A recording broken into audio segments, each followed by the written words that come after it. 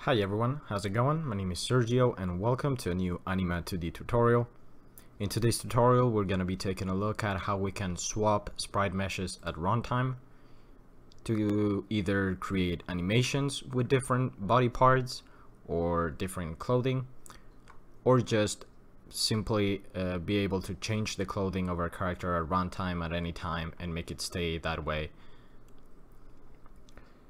So in today's tutorial package, I've included, of course, Anima2D, as well as 2 example scenes. First, let's take a look at the complete scenes that can be found under the tutorial folder, scene folder. And if you hit play, we have our character Steve idling. And if you hit S, he will play a scared animation. You can see the face swaps, and that's the effect that we're going to be doing today. I am not going to be covering how to animate or create the character itself. If you want to learn about how you can create SpriteMeshes, bones, and create your own character, check out my Anima2D basics tutorial. If you want to learn how to animate, I am currently doing an Anima2D animation basics tutorial. You can find both in the description below. So let's take a look at how we can make this. First, let's create a new scene. And I'm going to change the background of the camera to something like a dark gray. And now the first thing we want to do is to get our character. I have included in the prefabs folder a prefab for the character that you can just drag into the hierarchy. To avoid any mistakes and changes to the prefab itself, we're going to break the prefab instance. So click on Game Object, break prefab instance, save the scene, and I'm going to save it under the tutorial and scene folder and call it Face Swap. The way I'm going to make the face swap is by changing the head sprite mesh itself. Therefore, I have included in the sprite folder 3 different sprites for the head.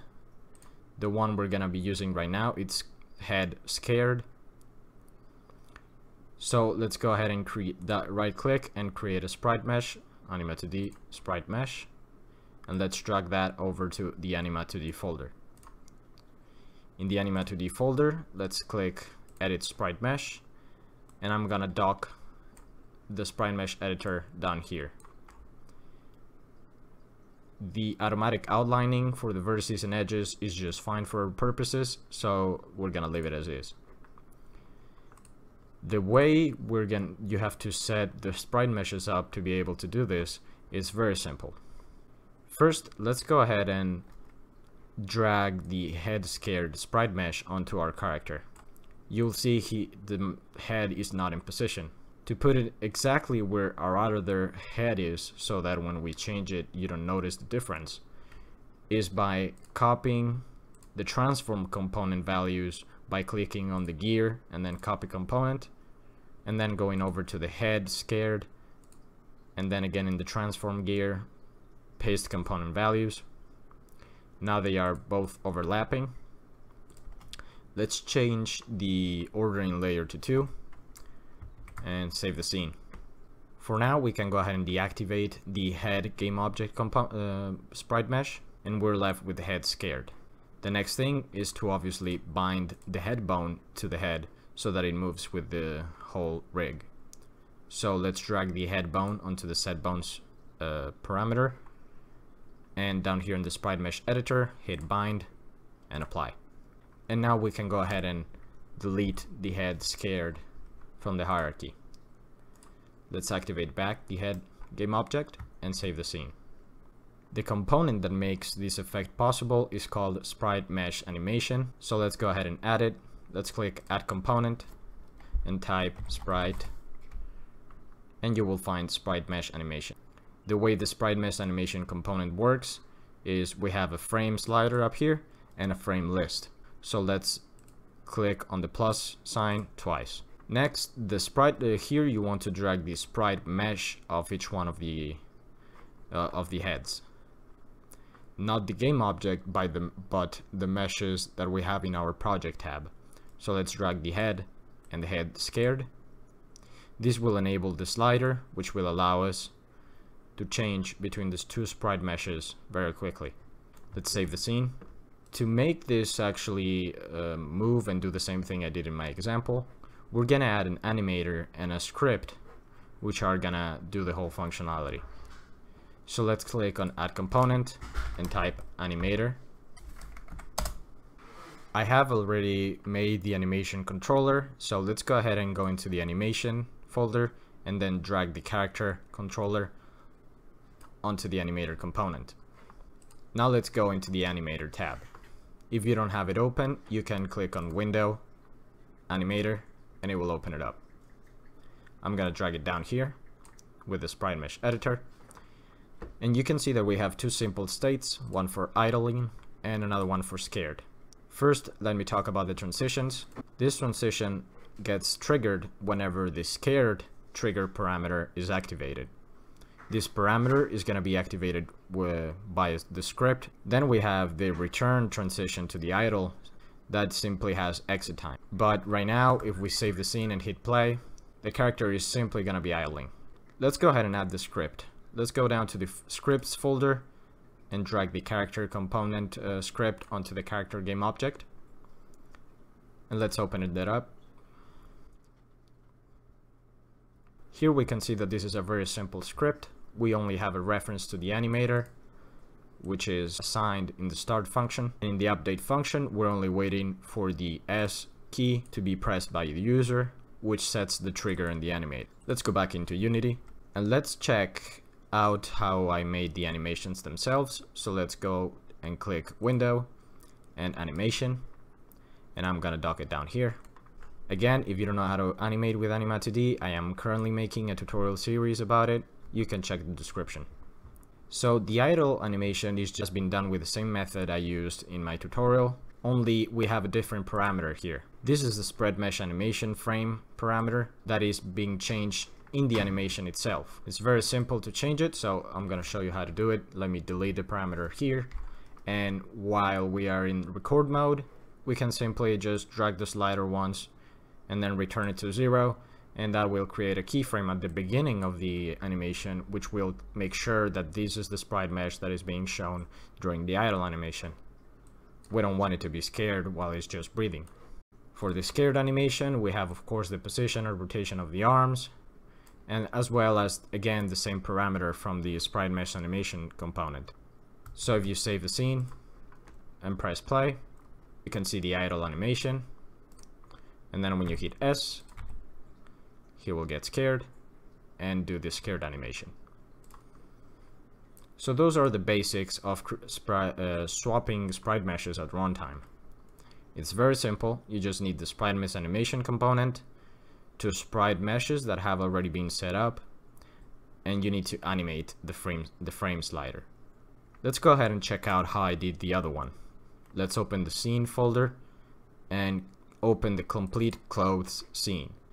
This scene is very similar to the one that we had before. We have followed the same method for setting up the sprite meshes. So I have set up one sprite mesh that you can find in here in the Anima2D complete folder. I have the hats 1 and hats 2 sprite meshes that were set up in the same way we set up the head. This is the head bone, and the same for the other one. I just kept one of them up here, which has the SpriteMesh animation component with the two sprite meshes attached, and then I animated this frame slider. The way I did to not show the hair was by duplicating the head sprite mesh and duplicating as well the head sprite, because Anima2D recommends that you do not use the same sprite twice. So here's the head cut and the head regular, and then here in the head cut sprite mesh, I simply just remove all the vertices from the top on the hair and just created some more across the top of the head over here. Let me show you real quick how to do that. So if I slice it again, I can simply select one of the edges, erase it, select the other one and erase it. And then from there, by clicking and dragging, we can select multiple vertices, and by hitting delete, you can delete them. After that, select one of the top vertices that we have left open, and with shift pressed, you can create more vertices around the top of the head. Then let's click on unbind to unbind the bone. Click apply to apply the changes to the mesh. And then you have to go back here to the sprite mesh, and let's remove the bone at the head bone and add it again, and then hit bind and apply. So now let's take a look at the animator and the script that make this a little bit different. So the animator has only one simple idle animation, which is just like the idle animation I had in the other scene. Then in the hats one, here in the script, if we open it up, so here in the script we can see that I just have a public reference to the SpriteMesh animation component that is found in the hat. You will not find this class without adding the Anima2D namespace at the top. So just use this line using Anima2D and you will get that class. Then I created a simple public and function that returns void that is called change hat. Here with this frames integer, I simply get how long the frames are. So basically how many frames we have in the component. I get another integer which I set to what the current frame is. And in this if statement, I just say that I check if I can go onto the next frame or if we are already done with all the frames, so this is the last one. If it isn't, we'll just move to the next one. If it is, we'll go back to 0. Then I simply set the number current frame for the current frame in the component. So as you can see, this was very easy. The last thing was simply to, on the on-click event of the button, I just added the character clothing script and selected the right method, and that made it work. If you were to implement this for your game and you want to change the appearance of the character, you would just have to save those values in somewhere in some script and then apply them every time. So that was it for this tutorial. I hope you enjoyed it. If you did, give it a thumbs up. If you have any questions, comments, and concerns, you can leave them in the comments down below and I'll answer as soon as I can. And if you haven't subscribed already and you want more videos like this, make sure to do that. I'll see you in the next video.